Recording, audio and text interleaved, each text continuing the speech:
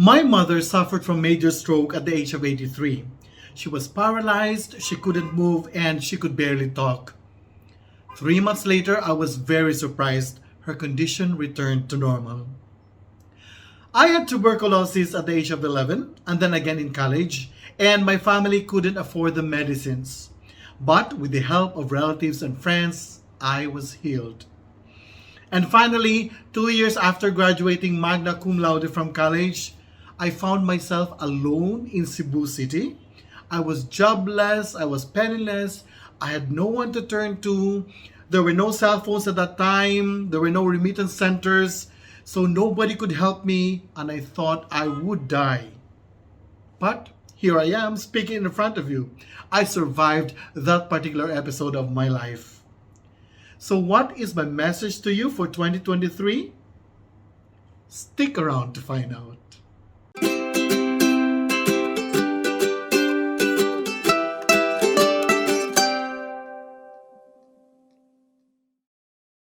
Good day mga langga and welcome to my vlog. To my 156 subscribers, thank you for your support. And to those who haven't subscribed yet, please subscribe, like, and share. To my family, to Dodong and Kesa, take care all of you. I love you all and hopefully I'll see you in 2023. Happy New Year mga langga! And for this vlog, I'm going to do something different. I'm not going to show you videos of parties, places, events, and cooking activities. Instead, I'm going to share with you a message for the new year. The reason I decided to do this is that I think this is the best time to do it because it's the new year. It's supposedly a fresh start. It's time to change bad habits and to plan ahead for the future. So that's number one. And the second reason is that I believe that after COVID, after everything that has happened, we all need positivity. We all need to go forward in the new year with positive thoughts and good energy. And I think my message will help achieve that. And here's my message to you, my dear subscribers, viewers, family, and friends. Everything is gonna be all right. Now, some of you may not believe it. Probably you have some problems now. You have some heartaches and pains and whatever. And you might think that nothing good will come out of your situation right now. But believe me, because I'm talking from personal experience. In my life, I've experienced a lot of dipshit. I've been harassed, bullied, scammed, robbed, taken advantage of, dumped, all those things. I've experienced them. But what I've learned over the many years of existence on earth is that whatever happens, whatever negative things that we undergo, at the end of the day, with the passage of time, everything will fade, all the problems will disappear, and everything is going to be all right. Now, let me share with you some of my personal stories to prove the point that no matter what challenges you face, everything is gonna be all right. Now, first of all, when I was 11 years old, I had tuberculosis.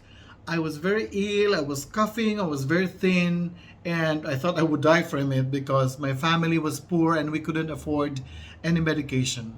But then, our local clinic helped me get through my ordeal. They gave me medicines for 2 years and finally recovered. However, in college, I contracted tuberculosis once again. Nobody knew about it except my family and one nun from St. Paul University, my school. And her name is Sister Nathaniel.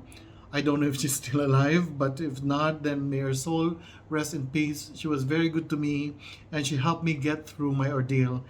And I got healed, thankfully. The second story I'm going to share is related to my search for employment after I graduated from college. And just for your information, and in all modesty, I graduated magna cum laude from St. Paul University. And with that confidence, with that achievement, I went to Cebu City to find employment, to search for a job. And for 2 years, I wasn't able to land a job at all. And I felt very ashamed to talk to my family, to tell my family about my situation. So I tried to manage things myself. And for some time, for about 3 months, I sold the encyclopedia, but it didn't work. I didn't find any buyers. Then after that, I had odd jobs here and there. Eventually, I found myself jobless and penniless, and I had nowhere to go.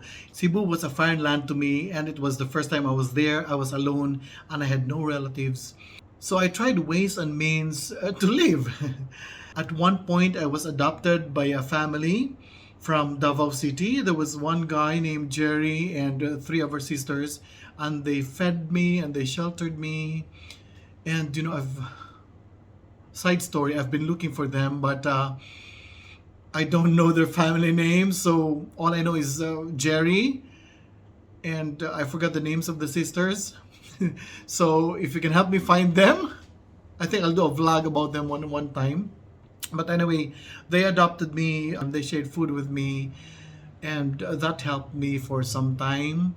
But then again, I couldn't depend on them for long because they were also needy at that time.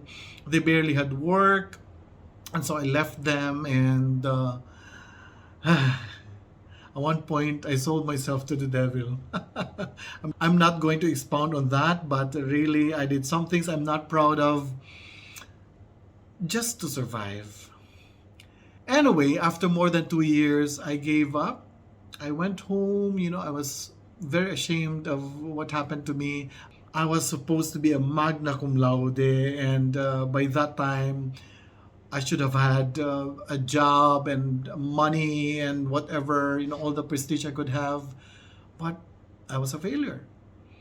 So, so I faced my family. I went home, but eventually I was able to find a job, and everything else became smooth. Became smooth from there. So yes, I suffered, but I survived because believe me, everything is going to be all right. And so mga naga, based on those stories and many many others after that, I was able to conclude that no matter what happens to you, whatever negative thing happens to you, eventually everything will be all right. And I think there are three reasons why evil, negative things, bad stuff don't prevail, and good will always prevail in the end. The first reason I could think of is that time heals all wounds. With the passage of time, you'll get new experiences, you'll find new inspiration, you'll find people who will help you overcome your difficulties, the challenges that you face, and generally the feelings fade and eventually disappear. And I'm sure many of you experienced that. Like, probably some of you had heartaches before after separating from your loved one. And for sure you experienced the pain and all the heartaches for many, many months. But after some time, that deep feeling of hurt and disappointment and pain, just faded. And then after a year or two after, you were able to look back at what happened and just laughed it off. That's time working on your behalf. The second reason is that I believe that behind our facade, behind what you see from the outside, there is a very strong-willed soul inside that wants everything to be better, that doesn't want to wallow in pain and disappointment, in bitterness, in whatever. There's a strength inside of us that wants to overcome all the challenges, all the problems, all the worries and anxieties. There's someone inside of us who tells us, no, I don't want to accept this fate. I want something better for myself. And that reminds me of my mother. When my mother suffered from major stroke when she was 83, she couldn't move. She could barely talk. She was like stammering. I used to sleep beside my mother, and do you know what she told me? She told me, Ildon, I don't want this thing. I don't want to stay paralyzed in bed. She said, I want to do the regular stuff that I normally do, like water the plants, cook, watch TV. I don't want this to happen to me, to continue to happen to me. And you know what she did? She was somehow having this like mental exercise. I know she couldn't move, but I could hear her counting. Even with her difficulty in speaking, I could hear her counting. She was like, 1, 2, 3. And I believed what she was doing was mentally exercising. Even if she couldn't move physically, she was conditioning her mind mentally because she didn't want her situation to continue. She didn't want her situation to be the prevailing theme of all of her life, like being in bed and doing nothing. So she struggled, and mentally she tried, that will, the human spirit was very strong in her. And yeah, miraculously after a few months, she she could already walk, and she could talk well, and she recovered.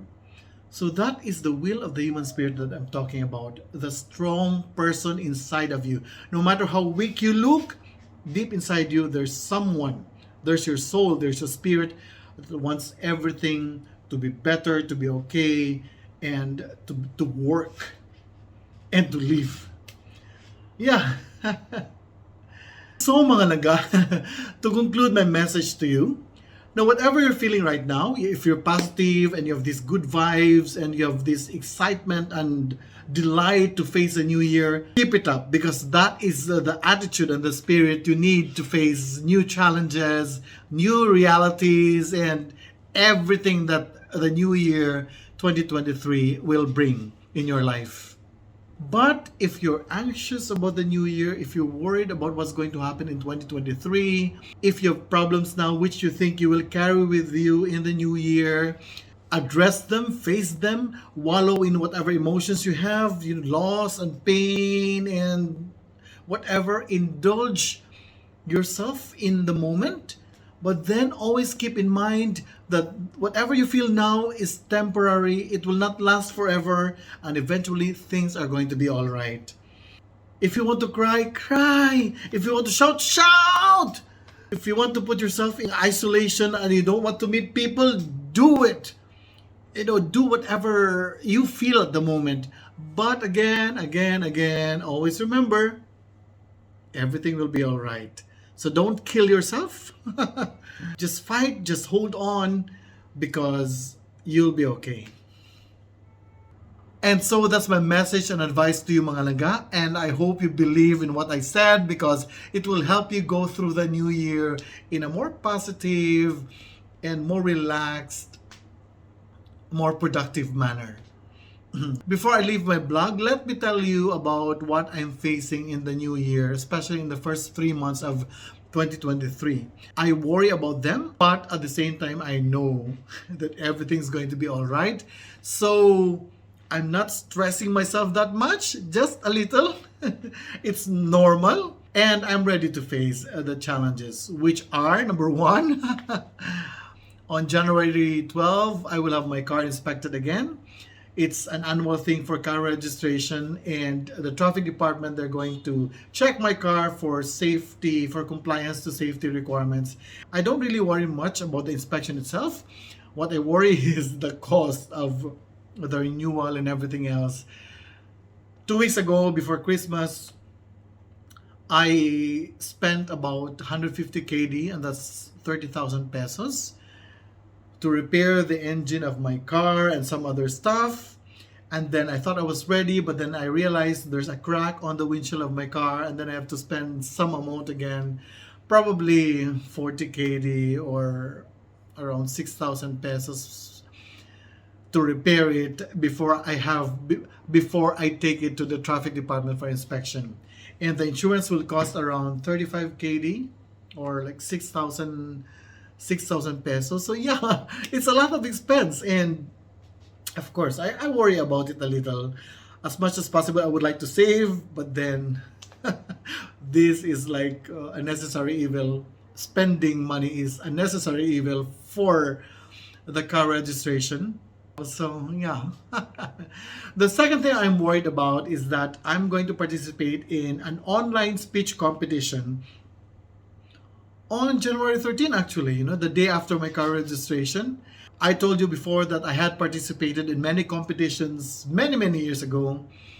And this time also, the competition is going to be online. So there will be no people in front of you. You won't be in a big stage. You will be alone in your house and talking to people on Zoom, which is a totally different experience for me. I haven't done anything on Zoom ever before. Um, I don't know what to do in front of the computer because obviously the space is limited, so I have to adjust myself so that I won't go off the screen or something. I would need lights maybe and a microphone so that the sound will come out good. So yeah, I've practiced my speech already. I'm comfortable with it, but speaking in front of a computer with a virtual audience and not really getting the reaction of the audience is something that I haven't experienced. So I don't know how I I will react to it. But yeah, everything's gonna be all right. So yeah, my worry is this much only. Finally, I've already told you this before. Our company lost in the bid for another 5-year contract with one of the major companies here in Kuwait, and many of my office mates have been terminated. In fact, out of the 10 expatriate employees in our department, I'm the only one left. And I'm in charge of the handover of the projects, many projects, to the next contractor. And I think beginning January, the new contractor will come and will hand over the projects. So before the end of March, maybe, or April, we will know whether the new contractor will hire us or whether they'll get another man for the job. So that would be the deciding moment probably for me. It's either I'll be hired or, if not, I have to look for a job. And if I don't find one, I have to go home. So yeah, I haven't experienced this thing before.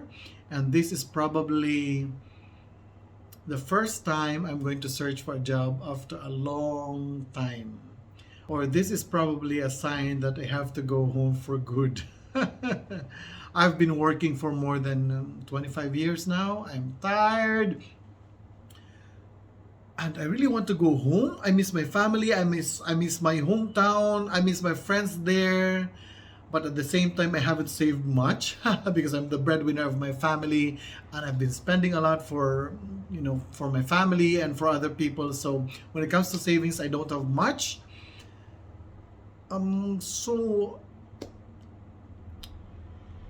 So as much as I would like to go home, at the same time, I feel like I have to remain here, and I have to work for another 5 more years to really be financially stable, and so that when I go home, I wouldn't have any problems at all. I would just sit and relax and enjoy the company of my family and friends. So yeah, the first few months of 2023 will carry with it some uncertainties for me. I'm worried a little about them, but again, I have this belief that everything is going to be okay. So I'm not stressed. And I hope everything will turn out for the best. So mga laga, thank you very much for listening to me. Please remember my message all the time. So whatever problems, whatever concerns and worries and anxieties and whatever you have, always bear in mind that one day everything will be all right. So with that, I would like to say goodbye. Please subscribe, like, and share. And do good, be good, keep safe, and stay positive for the coming year. Bye for now.